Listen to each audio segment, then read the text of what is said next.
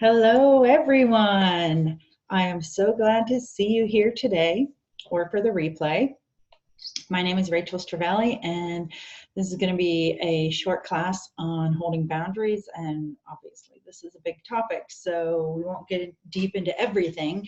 But I'm going to give you three tips or tools, and my goal is hopefully that one of these will be something you can take away and use.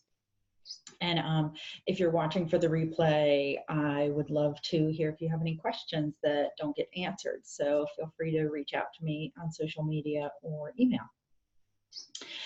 I am doing this class because many people have been asking me questions about what do I do with this person, and I need to give so-and-so some space, but I know she's going to be really mad when I do it.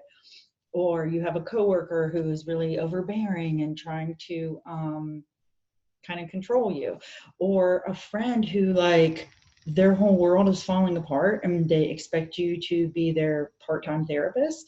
Or maybe it's a family member who is always critiquing your parenting, your cooking, your decorating, your books that you read, politics, who knows?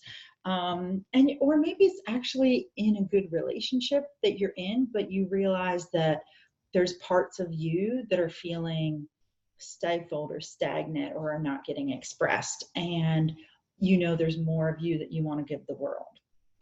And so I think that by holding boundaries, we can have more of ourselves to give the world. So we're going to get into all that today. And I just want to say thank you for either showing up live or for the replay. This is great. You're showing a commitment to yourself and your own personal growth and expansion and joy, and that in itself is awesome. So I just want to give a little head nod to you there. All right. Before we dive deep into this, I want you to go ahead, if you can, turn off whatever technology you're not using. Feel your feet on the ground, or mine are in my chair right now. Take a deep breath. I'm going to start with having us get present into the present moment, and then we're going to dive into boundaries and tips and things to do. But first, the most important thing is to feel engaged with who we are, where we are right now, and ourselves. And this will actually come up later too. So if you want to close your eyes, you can. It can sometimes be more effective and easier to tune into your body, into the present moment with your eyes closed, because you're tuning out all the visual stimulus. And we're going to take a few deep breaths. And whatever a deep breath is for you, if you like to hold it in for a number of counts, 4 counts, 6 counts, whatever. And as I said before, if you can kind of tune into where your feet are, how they feel. You can wiggle your toes if you like, if that helps to draw your attention there better. We spend so much of our daily lives and our regular life in our heads and reacting and responsive. And so it's really important to just connect to the core of your being and to feel your feet on the earth or the floor, and just to ground in and be still and to not have things dinging at you and vying for your attention.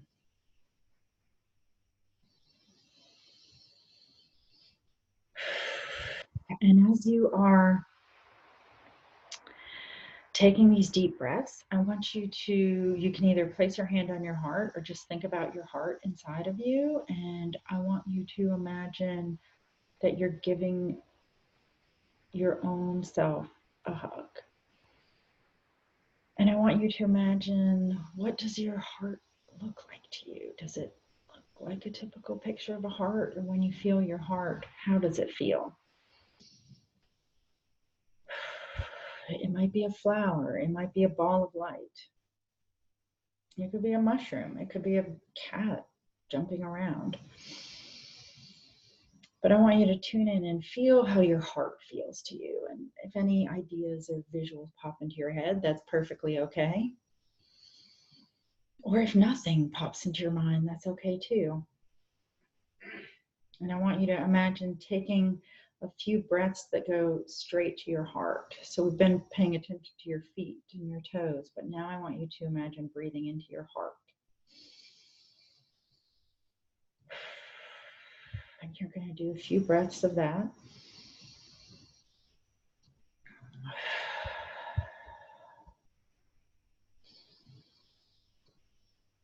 And this helps you to start tuning into that part of you that feels love, that feels emotions.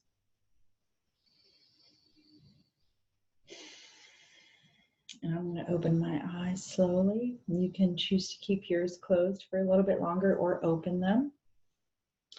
And I'm going to start this with talking a little bit about your self-value and self-worth, because I think some of the time when we are feeling wiggly wobbly, unknown of how to proceed in the world, or uncertain of what has happened before, we have a little bit of insecurity about our own value, perhaps.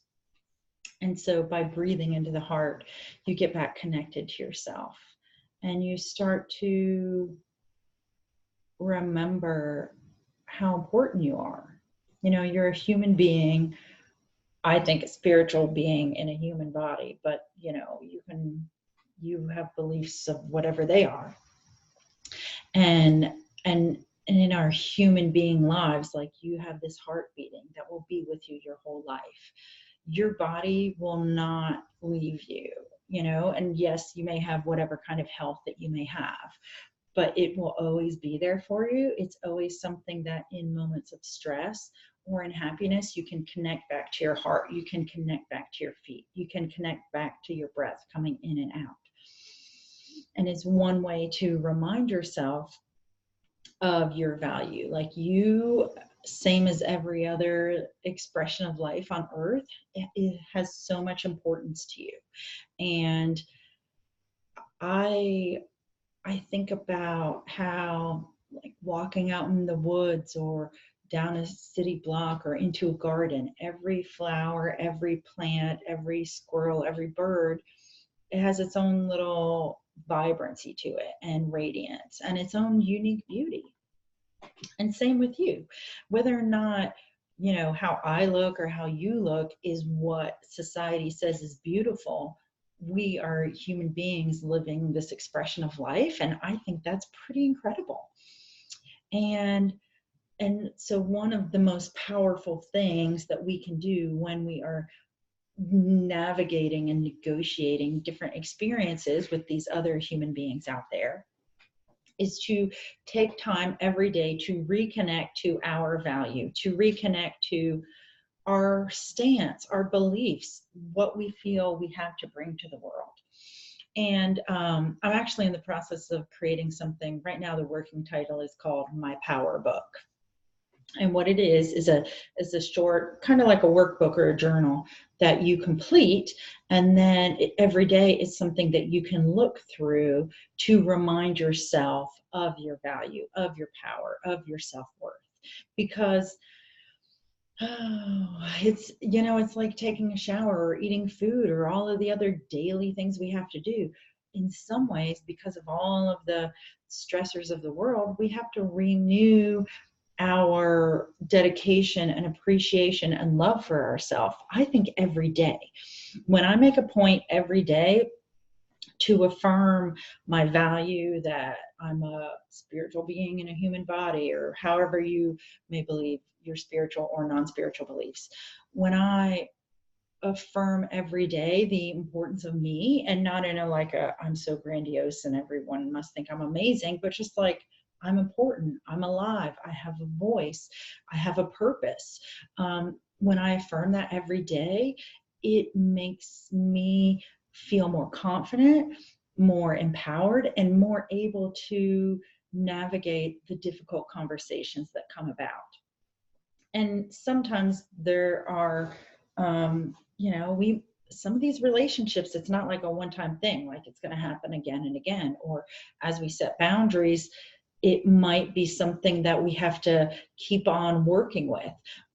But one of the ways that we can prepare ourselves for that is to have some type of daily practice. It doesn't have to be long. It could be 30 seconds. It could be 2 minutes, where if you can ground into your feet and tune into your body and take deep breaths and remember and recognize your worth and your self-value and feel some love and appreciation for yourself as you go through the day and those other interactions, it's like it gives you this special power and this little boost that if you just wake up and check your phone and start looking at email and start brushing your teeth and start getting into all the things, which, okay, I definitely have mornings that are like that. Although I don't check my phone first thing, other than to look at the time to see how much more time I have to sleep or not sleep.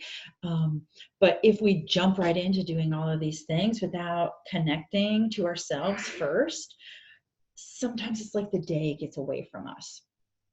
And so I like to do, and some days I don't do it first thing.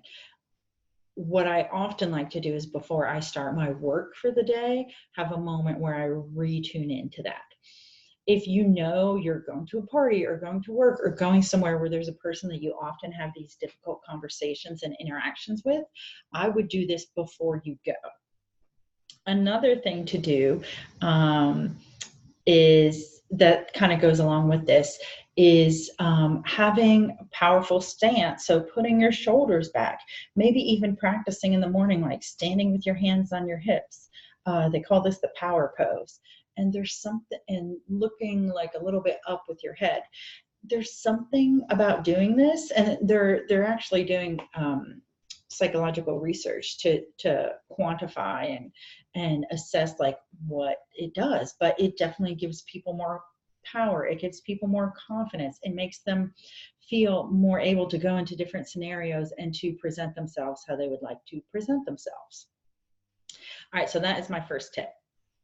And what you may think, okay, that's cool, or that's for me, or that's not for me. As I said, I'm going to give you 3 things today, and hopefully at least one of these will be something that you feel you can try out and use. Okay, the second one that I want you to think about has to do with, it kind of relates to the last one. Knowing who you are and reminding yourself of where you begin and where the other person begins.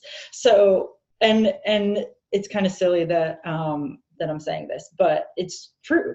Like the word boundaries, like we're thinking, like I'm thinking, okay, like political boundaries, like one country to another. To cross the country, you have to have a passport.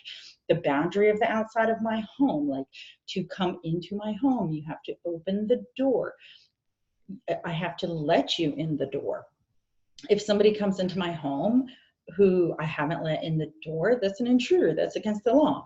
But if someone comes into your life who you are not allowing, or you're not closing a door, or you're not, having an interaction at the door, you're not inviting them, then are they overstepping bounds? And so it's up to you to start thinking about, okay, how can I be setting up this situation so that like my feelings, my emotions, like there's a container that they're held within, and people do not have access to that or get to come in and intrude upon that without my invitation. And so for some of the people that I have had bad experiences in the past with them overstepping my boundaries, was they would ask very personal questions of me. And honestly, the people I've had the worst boundary type situations with were friends, although I've had some coworkers that it was rough too.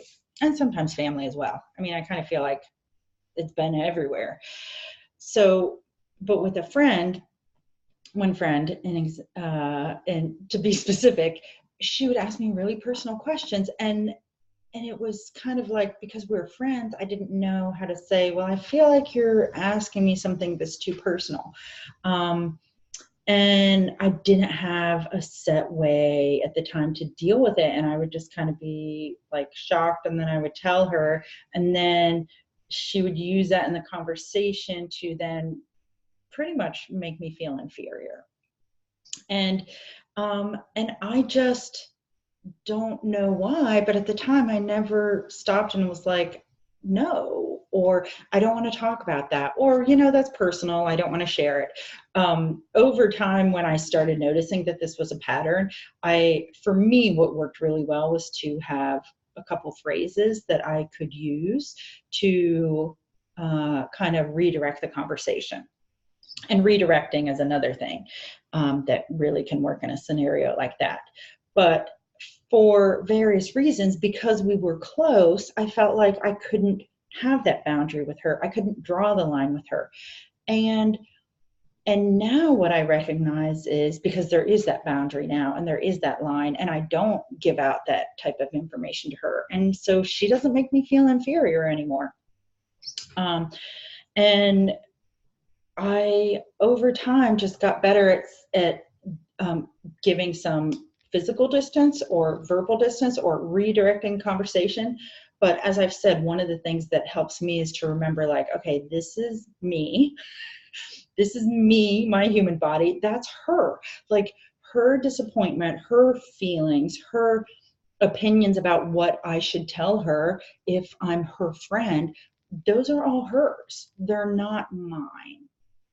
As I'm moving my hand, it's making my focuser and my camera go back and forth. So I'll try and keep my hands low, so it'll stop doing that for a moment. So I know this sounds like so obvious, like, okay, yeah, obviously she's her and you're you. But sometimes with people who are empathic or really sensitive, which I am, and I mean, quite a lot of people I know out there are, we can almost start to forget, what are my emotions? What are the other person's emotions?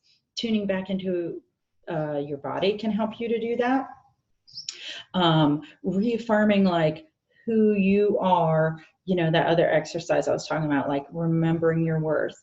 And I like to think about analogies and wisdom out in nature that I can then bring back to my life and see. So I think about like our skin. Our skin is this amazing barrier to protect all of our internal organs from dirt and dust and disease and bacteria and all of those things that could come in and try and take it apart. And would we ever tell our own, like, would we ever think, oh my gosh, my skin is so selfish for not letting that bacteria in? I mean, can you believe how selfish my skin is for just not sharing all of the blood and internal energy and mitochondria and all the other stuff in there? No, that'd be kind of weird. But there definitely becomes this negative self-talk, which either sometimes is created without us, or sometimes the other people are voicing these guilt and manipulation lines about making us feel bad for having a boundary and for drawing a line. But at the end of the day, we are only responsible for ourselves, and we're not responsible for these other people. We're not responsible for their emotions. And again, here, like, I know these things that I'm saying are obvious, but when we're caught up in this relationship dynamic with the other people, it's really easy to start to feel responsible for another person. And of course I acknowledge, like, if you're a parent, yeah, you're responsible for your kids, or maybe you have an elderly parent you're taking care of. Like, I don't think it's always a black and white, cut dry issue of like, are we responsible for other people or not?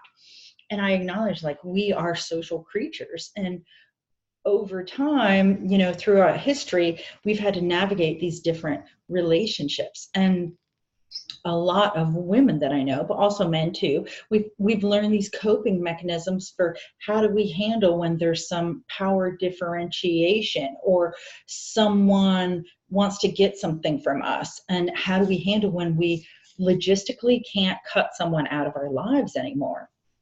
Today I shared in a YouTube about sometimes the easiest way is to give that person space physical space, verbal space, or the things you talk about, or whatever, some type of space. And I also acknowledge that sometimes that's not really possible, because maybe you see them twice a week at dance class when you pick up your kids. Maybe you see them Monday through Friday at your job. Maybe you see them in your community at church every weekend. Maybe they live in your house and you see them like every single waking minute, it feels like. Whatever the case, like, you may not be able to physically get away from these people. And if you can't, working with this, playing around with this perspective about you're responsible for you, they're responsible for them, and shifting the way that you look at it, and recognizing that as you shift, they're going to shift. Sometimes that shift looks really bad from their end. Some of these people, as we start to shift, I know one or two of the people, when I set boundaries, it was like full on freak out. And I was told that I was terrible. How could you do this? I thought you were different. I thought you were my friend. And all of these negative attacks at me, essentially. And in some ways, I think we're not really required to engage with all of that if we don't want to.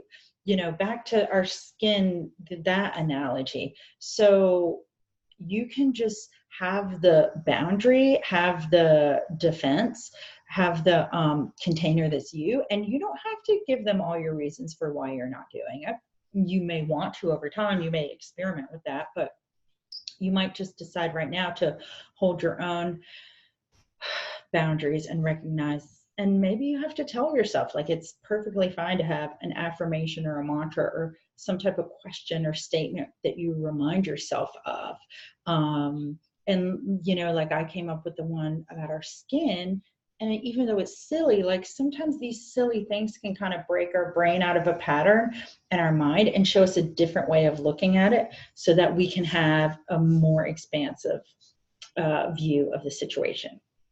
All right, now the third tool that I'm going to give you is maybe my favorite. Well, I don't know, the other two were pretty good too. But this one is all about creating an alter ego persona. And so here's what I mean by that. What I would like you to do is to think of, is there someone who you really admire, who's a role model, who you can think that in this situation that you're in, that's currently a little bit difficult, how they would handle it would be something that when you look at them, you'd think, wow, that's how you do it. I wish I could be like that, or I wish I did it like that. So and this may be a real person that you know, or it could be someone who's a celebrity. So, well, some of the people that I admire, so like Jane Goodall is one of the people that I admire. And there are some business people in the world that I admire, and some people who aren't even alive anymore. And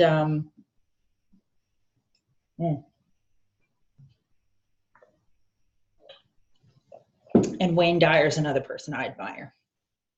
So the qualities in those people that I admire, I can create this idea of like an alter ego for myself that has some of those same kinds of qualities. So for example, when I'm having a situation dealing with difficult people, I think about this one quote that Wayne Dyer said that was something along the lines of, you can't squeeze an orange and get apple juice out of it. And then he goes on to talk about how whatever's inside is going to come out when something is under pressure. And so what I always remember when someone is treating me in a way that might make me want to like lash out and be angry and nasty and just get all on their case or whatever, is I think about the orange and how you can't squeeze apple juice out of it. And I think about how I'm carrying myself in that interaction. And I think, well, is this how I want to be acting in this interaction? Like, would I look back and think, yes, I was happy with that, or no, I was not happy with that? And what that means then is I have to be cultivating the qualities at other points in my life when I'm not under pressure that I'm going to need when I am under pressure. So that's the orange juice and the apple juice. The apple juice. So if I'm the orange and I want, when I'm squeezed, for orange juice to come out, not apple juice, then I have to be practicing the qualities that go along with that. So let me go back to the alter ego to talk about that. So this alter ego, and this could be a thing that you visualize, and it could be something that you write down. You could have a visual that you put on the wall. There's a great book by Todd Herman called Alter Ego, and he has worked with celebrities and pro athletes and all different types of people. And one of the tools that he has developed with them is this expanding of this alter ego idea. Beyonce has an alter ego. Now, I don't know that she uses it all the time now, but what this is like a little mental tool that people tell themselves when they're going onto stage, when they're going onto the field, when they're going into whatever, kind of high stress environment that they have to go into. They tell themselves something like, now I'm becoming, Beyonce is Sasha Fierce. So now my alter ego doesn't have a name, but there are certain colors that I wear. There's certain songs that I listen to. I'll practice the power pose. And I think about, before I do it, those qualities that to me are the qualities that I'm aspiring to. And so I practice bringing them to the situation. And this is something that I think, like a lot of habits, it doesn't necessarily happen overnight. And so start small and start experimenting with it. And start with it in the non-stressful situations where you feel like you want to have a little extra confidence or grace in handling it. Or you want to have more creativity and intelligence, or whatever it is that you feel that you need. And then the more you're practicing it in those non-stressful scenarios, then you can also bring it to the stressful scenarios. Some people with this whole alter ego thing will have things that they wear. So if you can think about with superheroes, I mean, Clark Kent, Spider-Man, these people, it's like they have their normal clothes and then they change into their superhero costume. So like I said, for me, like there are certain colors that I really love to wear that when I'm wearing them, I'm like, okay, feeling my superhero vibe or my alter ego vibe. Todd Herman, he talks about in his, I forget, he's a performance coach, but he talks about in his videos how for him, like wearing glasses was part of his alter ego thing. So it could be something you wear. It could be something you keep in your wallet. Like I said, it could be something that you put on your wall that's a picture. It could be something that there's no external representation of. It's just something that you play out in your mind that helps you connect with where you want to be with who you are right now. Because one of the things about holding the boundaries with this person or having new boundaries and a new dynamic with this person is, I know that you care about this person. Like if you didn't, you wouldn't even be doing this video. It wouldn't bother you, but you have a good heart and you want to do, the best that you can for them, but also for you. And so what I'm hoping is the alter ego can kind of remind you, okay, this is how you are bringing your best self to this scenario. This is how you're bringing the best that you can bring to navigate this conversation. Oh. All right.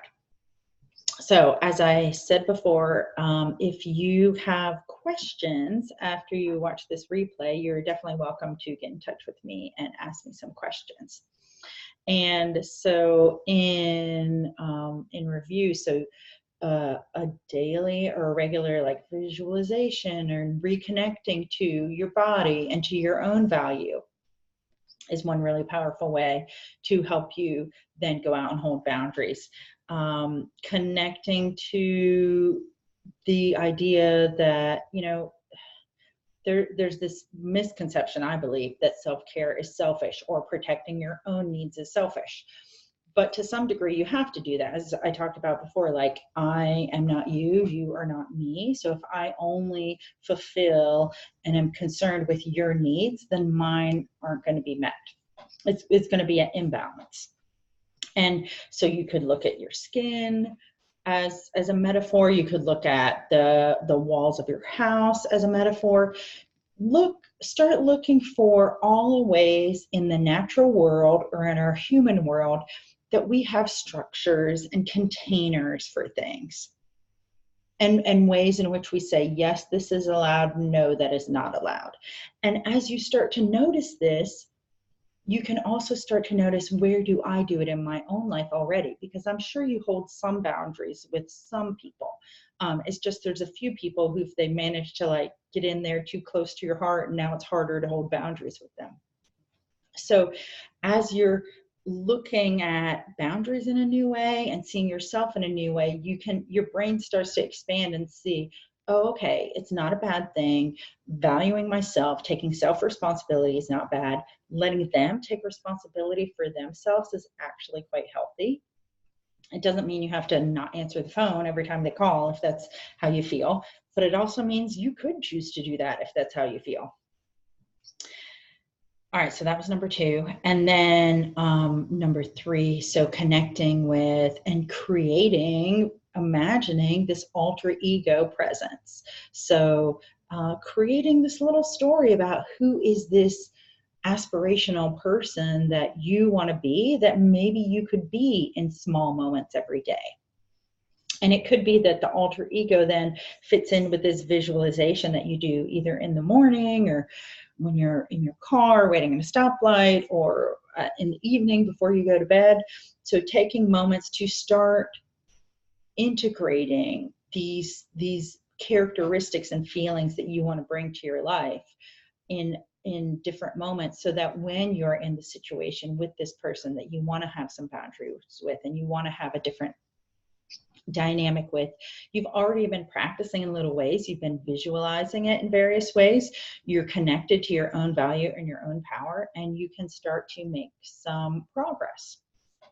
And as always, like, and I mentioned this a little bit, but it might not always be easy. Like, it might be a couple weeks of having conversations here and there with that person. You might have to experiment because, we're all different. And my 4th thing, even though I really shouldn't go into 4, I think this was supposed to be 3, but somehow 1 turned into 2 points instead of just 1. If you can practice forgiveness for yourself and for that other person, that can be like your takeaway to explore on your own. I won't go into a lot of depth with that because I wanted to keep this to 30 minutes. But it can really help to forgive them. And you might not be ready for that, but maybe you can forgive yourself and just be compassionate towards yourself. All right, I'm really excited that we had this time together and that you're doing this great work. And as I said, I would love to hear your reflections, if you have any feedback that you want to give me, or if you have more questions. And if you have a friend who you think might want to be connected with me or might want this webinar, then go ahead and either send them my email or have them email me. I'd love to be in touch. All right, have a great day or evening, and I will talk to you soon. This is Rachel Stravelli signing off. Bye.